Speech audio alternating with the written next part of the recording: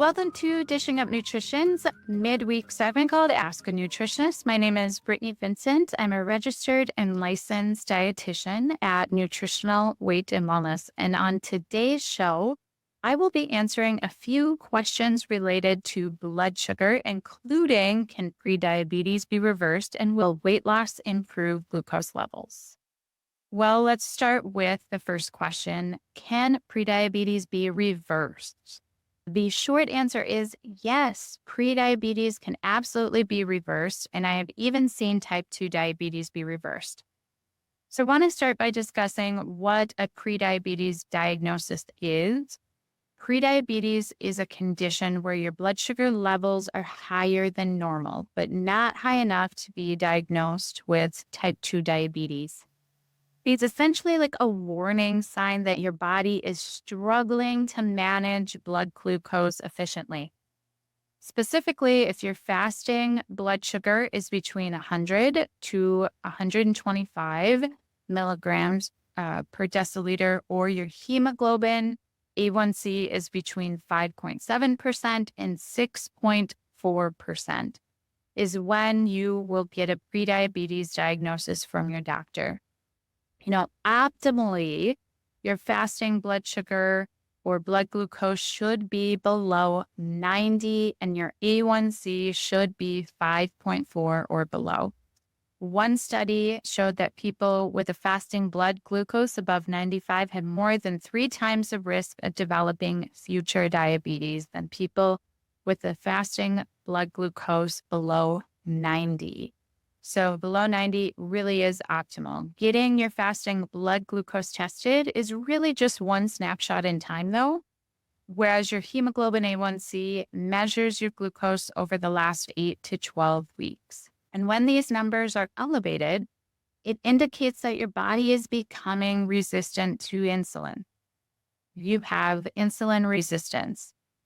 Insulin is the hormone responsible for moving that sugar from your blood inside your cells so that your cells can create energy. I also recommend my clients get their fasting insulin tested. This measures the amount of insulin that your pancreas is producing. Optimally, it should be 5 or below. So it's just one other number to look at. And I have seen that sometimes your insulin is really elevated, but your fasting blood glucose isn't very elevated. So getting all those numbers can really be helpful to paint the picture of what's going on in your body. And without intervention, around 50% of people with prediabetes will progress to type 2 diabetes within 5 years. But the good news is this condition, like I said, it's reversible with diet and lifestyle changes. I've seen it done many, many times. And taking action early can really help you to avoid more serious complications like cardiovascular disease, nerve damage, kidney issues. All of these can arise from uncontrolled blood sugar levels. I mentioned insulin resistance. You have probably heard us talk about that on previous podcasts if you're a longtime listener, but I will do a quick recap of what insulin resistance means. So when in a healthy metabolism, what happens is we eat carbohydrates that turns to glucose in the blood. All along our cells, we have insulin receptors. And so insulin is produced by our pancreas, grabs onto that glucose in the blood, acts like a key to unlock that insulin receptor, brings the glucose in the cell, and then we turn that glucose into energy. So that is what should happen. In the case of insulin resistance, that insulin is not able to unlock that receptor site as efficiently. So then you're not getting as much glucose inside the cell to create energy. And then you're getting higher amounts of glucose just circulating in your blood. And oftentimes in that situation, your body is compensating. So you may have more cravings for sugar and carbohydrates as a way for your body to try to get more glucose inside the cells. And also then your pancreas is going to start producing even more insulin So it becomes a little bit of a vicious cycle until you make these modifications that we're going to talk about. I mentioned that those carbohydrates are going to increase your blood sugar. Protein does a tiny bit, fat does not at all. So a really good rule of thumb is to never have a carbohydrate alone. Combining that protein and fat along with that carbohydrate is going to reduce the blood sugar effect from the carbohydrate. Also, choosing fiber-rich carbohydrates like vegetables, that fiber is also going to slow down the absorption and reduce that blood sugar effect too. So big picture, cutting back on those processed carbohydrates like bread, pasta, sugary snacks, trying to replace them with more whole foods, getting in lots of vegetables, leafy greens, broccoli, cauliflower, just to name a few. Fruit, berries are typically best if you're going to do any fruit because they're higher in fiber, lower in sugar. Healthy fats like avocados, olive oil, nuts, those are also very crucial because that beneficial fat is going to help to stabilize your blood sugar, keep you fuller longer, and that's going to help to reduce the urge to snack on other sugary foods. Think of them as the anchor of your blood sugar. And I always recommend when people are making modifications to start with breakfast, because whatever you eat, that first meal of the day is going to impact the rest of the day. If you start your day with a lot of carbohydrates, an English muffin, a bagel, cereal, you're going to get that big blood sugar spike. 2-3 hours later, you're going to dip. You're going to have the urge to eat more carbohydrates and sugar, which sends you on another spike. And then you're just on this blood sugar roller coaster throughout the day. Whereas if you have a more balanced breakfast that is lower in those carbohydrates like eggs, some veggies, put some butter on it, then naturally is going to change your food choices throughout the day and also affect the way you feel. So starting with breakfast is a great place to focus your efforts when starting out. Taking it a step further, once you have replaced some of those processed foods with real foods, the sequencing of your meals can also affect your blood sugar. Starting your meals with vegetables, then the protein and the fat and the fruit or the starches last can also reduce blood sugar a lot. You can learn more about this by listening to our podcast called Why Does Eating Protein or Vegetables First Give You Better Weight Loss?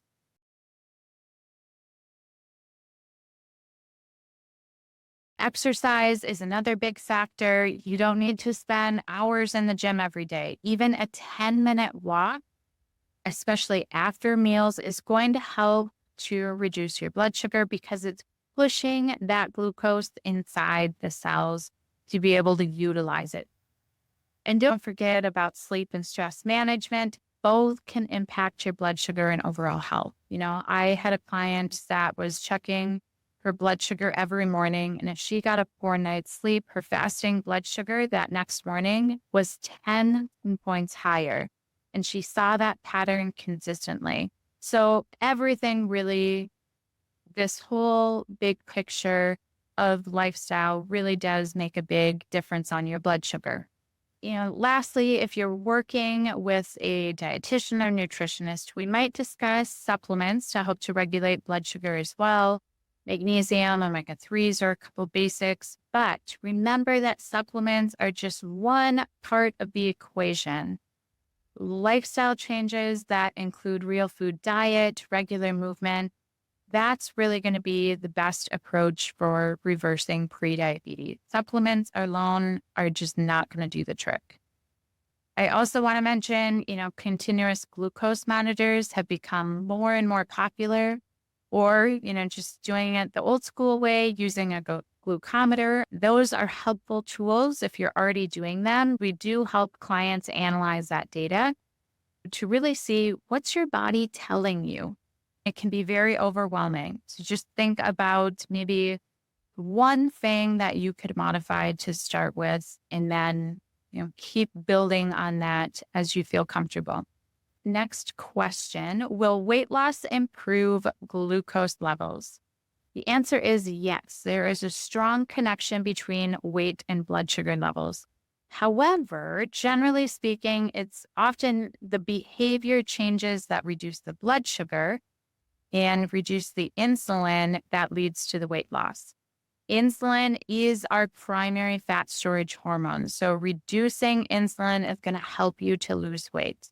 I talked about insulin resistance earlier. So when your cells are insulin resistant, your body is going to start to store that excess sugar as fat. And over time, those high insulin levels can create weight gain, especially in the midsection area. The good news is, again, when we practice these healthy habits, move to a real food diet, eating in balance, that protein, carbohydrate, and fat combination, maybe adding some additional movement, stress management, all of that is going to lead to better blood sugar levels. And also those behaviors are going to positively impact overall metabolic health and just overall health in your body. So as you lose weight and burn more fat, your body becomes more efficient at using glucose for energy. And, one sign is as you start to lose weight in your midsection, that can be a great sign that the insulin resistance is reducing. And you can think of insulin resistance as really a spectrum. And so you can be at different parts of that spectrum. And sometimes getting that data, getting those labs retested that we talked about earlier, can be nice to see the movement in your body. The last question today is, how much weight would you need to lose to positively impact glucose levels? Well, I think, again, going back to what I talked about, improving glucose is really going to oftentimes naturally lead to weight loss. But this is where some small changes can make a big difference, is what research shows. Studies have shown that weight loss of 5 to 10% of your body weight is correlated to significantly improved glucose metabolism. For example, if you weigh 200 pounds, that's just 10 to 20 pounds. This amount of weight loss can lower your blood sugar levels, reduce insulin resistance, and then increase that insulin sensitivity, which means that your cells are just more responsive to insulin. So the goal here is to reduce the amount of glucose circulating in your bloodstream, which is not only going to help prevent further damage to your cells, but also improve your energy overall and reduce overall inflammation. To recap today, if you've been told that your blood sugar is elevated or diagnosed with prediabetes, or maybe you yourself are just concerned, don't panic. With small changes, you can positively impact these numbers, focusing on reducing those processed carbohydrates, the combined meals, protein, carb, and fat together to reduce blood sugar, increasing movement, getting better sleep. All of those things are going to help to lower your blood sugar and help you to reverse that prediabetes. I hope today's discussion has cleared up some of these important questions about blood sugar. And again, remember, small changes over time can lead to really big results when it comes to your health. I want to thank you so much for listening to Dishing Up Nutrition's Ask a Nutritionist. And if you found this episode helpful, be sure to leave us a rating or review on your favorite podcast app, so we can help even more people discover the connection between what they eat and how they feel. And if you yourself have a nutrition question that you would like us to answer, I invite you to join our private Dishing Up Nutrition Facebook community. Just search Dishing Up Nutrition on Facebook. Once you've joined, feel free to ask whatever questions are on your mind. Thanks again so much for listening, and have a wonderful day.